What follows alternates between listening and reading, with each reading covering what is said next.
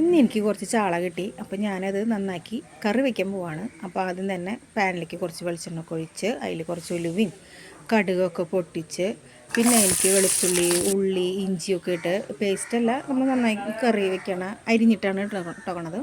പിന്നെ മുളക് പൊടി മഞ്ഞൾപ്പൊടിയൊക്കെ ഇട്ട് അതിലേക്ക് കുറച്ച് ഉപ്പും വെള്ളവും കുറച്ച് തക്കാളിയും ഒക്കെ ഒഴിച്ച് അത് നന്നായി തിളപ്പിച്ചു കേട്ടോ. തിളപ്പിച്ച് കുറച്ച് വറ്റിയതിന് ശേഷമാണ് നമ്മൾ ഈ ചാള അതിലേക്ക് ഇട്ട് കൊടുക്കണത്. ചാള ഇട്ട് കൊടുത്തതിന് ശേഷം അത് ചെറിയ തീയിൽ ഒന്നും കൂടി ഒന്ന് കുറച്ച് വയ്ക്കുക.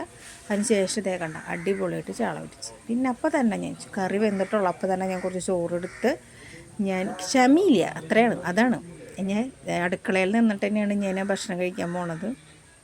ഞാൻ അവിടെ നിന്ന് പറയണത് അത് തന്നെയാണ്, ഞാൻ വെച്ചതുകൊണ്ട് പറയല്ല, അതാണ് ഞാൻ അവിടെ പറയണത് നിന്നിട്ട്. അപ്പോൾ ചാള ഇഷ്ടമില്ലാത്തൊരാരുള്ളതല്ല, നമുക്ക് എല്ലാവർക്കും ചാള ഭയങ്കര ഇഷ്ടമല്ല.